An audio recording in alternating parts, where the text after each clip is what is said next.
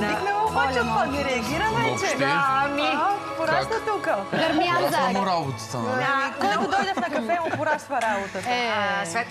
Светлето Станислав в кухнята много хубави неща ще приготвят, но пък ние тук много ще им се зарадваме с Севари Ясето. Казвам, защото зрителя не разбира какво се случва и за какво му е пораснала работата. Светлето броеше, беше сушеф, знаете всички, на Станислав и броеше преди да свърши рекламата. Ръцете горе, далеч от плота или какво беше. Крачка назад. Шефка. Да. Но той е твърд. Виж. Да. Браво, момче. Браво, момче. Това знаеш ли защо Започна е? да стичне място. Защото много обича да яде това, което ще готвим днес. Или по-точно зрънцето. А зрънцето сега ще ви дадем един жокер. То се нарича зрънце за милиони. Кой е това? Кое зрънце може да нарича зрънце за милиони? Диамант. Гала, за ядене. Как ще ядем диамант? Ядохме камъни днес. Хайверено. Кедровата ядка, Светле. Елда. Днес ще готвим батонски галет от брашно от Елда. Тя също така помага за намалянето на захарта при диабетиците и аз го предпочитам повече като обикновеното брашно, да се приготвим палачинки, кремове. Да, в биомагазините ще го срещнете като Елда, в по-обикновените магазини или от отидете в руските ще е гречка. А за хора с висок холестерол... Мислихам, вика, май няма да Да, добро ли е? Добре. Взимай. Ще слушам. Да, обаче вижте сега, ще направим две рецепти.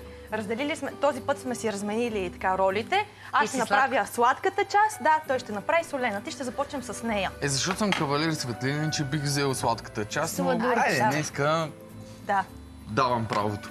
Как започваме? Започваме с самото тесто. Добавяме брашно от Елда, пшенично брашно също така, сол. Много сол изсипа. Не е много, достатъчно е. Браво, аз всеки ден имам този разговор с нея. Много така. Право ме трови. Меличко го изсипа. Сега аз ли съм там? Не. Ти си му го дозирала. Да. И вода. Добре. Светле, през това време, супер, може да ми нарежеш сирената. Какви сирена се използват? Каквито намерихме, Асенци. Добре, чудесно. В супермаркета сутрин. Това взехме, да, няма да са сбъркате. описани гауда, чедър, ементал, синьо сирене. Чудесно, благодаря. И Аз не още виждам нещо, което не сме, но го открихме, моцарела малко. Затова казвам, каквото намерите, става много хубаво с кашкавалче. Много обичам сирена. Всъщност Елда е първия режим хранителен, на който съм се подлагал, беше с Елда и бях в гимназията в 5 сутринта, за да си варя Елда и тази миризма на сварената Елда ми се е забила в И те връща в съзнанието. гимназията. Да. Ние нямате връщане, ние ще отдалечиме, ние ще я печем. Що стана кафяво това нещо, кафеникаво? Това е заради брашното от Елда. Так му щях да кажа, излъгани, че сложи брашно от Елда, а ти сложи всъщност. Сложил съм, да. Тестото трябва да стане леко рекаво. Не може ли с миксер да го разбием? Може с миксер, но днес бъркаме с бъркалка. Занимавам да бъркам сега. Така. Сума ти време живях. На този въпрос трябва да излезе едно. Иво не обича това. Да, вярно. Не, аз питам в домашни условия. В домашни условия може, да. А това нямаше ли да го сложиш в тестото, което Светлето тържи? Сега първо изпичаме палачинката само от едната страна, тъй като след това влиза в фурната. Много термична обработка. Да, доста интересна палачинка е това. Тази планина от сирена. Те идват от рода на галета, Гала. Това е където миналия път правихме галет с праско и сега ти показваме една по-солена алтернатива за него. Начинът на сгъване ще бъде същият. Добре. Така. Аз мога ли да започна вече с моите мъфини, защото те са... Сега, искам да ви кажа тук за тях, аз докато си ги забъркам, имаме кисело мляко, брашно от Елда, бак-пулвер, кафява захар, зехтин и яйце. Всичкото го забъркваме. Може и с миксер, но по принцип тестото не е толкова необходимо да го направиш. Толкова време живя в Италия, да си видяла някоя италианка да бърка с миксера тестото. Не, но сега ще отида и ще намеря и ще ти я снимам специално. Искам, да. Добре. Чудиш се само как да вземеш да пътуваш. Ма вземи и мен, аз търся нещо за пицата. Ще се взема, няма проблеми. Да ще направим. Добре, слагам ги тези неща. Накрая ще сложа сухите съставки. Но тук интересното какво е? Знаете ли каква е разликата между английския и американския мъфин? Не. Ето, ние сега ще направим американски мъфини, но истината е, че мъфините са английски. Станислава, направи нищо преди да сме го видели. Защо са английски? Защото оттам първо са направени мъфините, разбира се, домакините вкъщи, където си седят, но американците ги популяризират. А каква е разликата между тях? В английските мъфини и до ден днешен се правят в Англия, по-тясно свързани са и тяхната рецепта винаги е с мая и са малки плоски, ето така изглеждат кръгчета, които се правят на тиган директно, а не се пекат такава форма, както са американските, но американците са ги популяризирали и сега който се сети за мъфин си представя това нещо. Дали ще е сладко, дали ще е солено. Значи англичаните загубиха тая битка с мафините. Дай да ви Така, направите аз започвам с палачинката. Това Разбърка си плънката. Рената от светлето. Да, и правим кладенче, в което ще сложим яйце цяло. Много добре. Одобри ли? Да. Добре. Категорично. Там миксър не. Не, никакъв. Така и какво правим? Светли. Да. И след това загъваме, ето го по този начин. А ти сложи отдолу, чак аз не я видях. Да, палачинката. Ау, чудесно. Никой не видя, че отдолу е сложил палачинката, но ето я. Стана като колет. Ето го, точно така, като писмо. Да. Ето, може да А се като погледнете писмо или и като колет мило мое? Да, добре. Така. карваме във формата. Колко малко се пече това, нали? 200 градуса, да, просто за 4-5 минути, Да. колкото се изпече яйцето. Много добре изглежда, Ето, право. и ти докато си заденеш палачинката, аз съм Светли, готова аз с съм тестото. готов, мога да ти помогна. Ето, ще си дам нещо.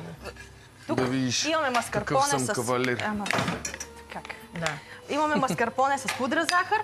Към него ще те помоля да добавиш тогава малко корал от лайм, за да бъде по-свежо. И Добавям. сега, ето такива формички за мъфини, нали? Трябва да си вземете, да си ги сложите ето така. Но ако нямате хартия за печене, става страхотни с нея. Само леко притискате и стават абсолютно същите. И сега ще взема да си напълня малко от тези формички. Как се сгъсти? Какво сложи на това нещо? Че аз не разбрах. Сложих 200 грама кисело мляко, 200 грама брашно от елда, захар, 5 супени лъжици зехтин И ето ти. Знаеш, Знаеш, си първо го бяха течните, после бяха твърдите състави. Да. Добре, Много това ми е харесва, кремът че е следиш готов. всичко. Естествено. Добре. За мафините. Мен. Аз също така ще направя един крем от заквасена сметана, маскарпоне, лайм, сол, зехтин. Това ще бъде сос към самата палачинка. Ето и тук добавяме лайм. Общо взето с едни продукти правим десерт и основно. Браво, Станислава. Сега Много ме чакай. спечелиха с това. Защото Нали? Много. така, слагаме кое ги да се солета? пекат за около 20 минути, малко повече Добре. печени. Ама трябва имаме на тях. готови, нали? Имаме готови, ето ги тук. Добре. Чудесно. Светле. Имаме ги готови. А онова в Сол. чинийката какво е? Също тогава, но без хартийките, съм го извадила и съм го поставила. И сега, защото Станислав си има сос, няма как да не добавим един сос към тези мъфини. Най-лесният имаме бял шоколад, към който добавям сметана, която е кипнала. Ето така. Съотношението трябва да бъде 3:1. 300 да ви е белия шоколад, 100 да ви е сметаната, когато го правите с бял шоколад. Когато е с черен, трябва да е 1:1. И ти не си бил до сега при нас, това се нарича ганаш, или иначе казано глупак, но е едно от Така, не се смей, да, така е. Но е едно от най-великите за мен кулинарни сладкарски изобретения, особено за тези, които не могат да правят много десерти, защото правиш един ганаш от тъмен шоколад, оставяш го да стегне, натрушаваш отгоре малко бисквити и имаш чудна торта. Печелиш за милиони, всичко. да. Значи искаш да кажеш, че всеки, който е част от екипа, ни знае какво е ганаш. Знае какво е глупак. Ами знае. Ганаш. Мога да ти Трябва, това ни е мога аудишън. с крема. Да. Ето, ако може едно в средата ми сложиш. Добре. Така, като го оставите Това леко. маскарпонето ли е сега? Да, това е маскарпонето. С лайм. Така, оставяме го леко да... Следи. От тази швеля. Ще се разпитаме. Взела съм едно мъфинче. Ето мога и да ти помогна. Айде, служи малинките, че имаме малко време. Искам за госта ми. Задължително. Леле, не само погледни. Трябва да кажа чао, обаче не мога. Светле. Обедната единица новини и утре ви очакваме отново. Севар, благодаря ти, че беше при нас.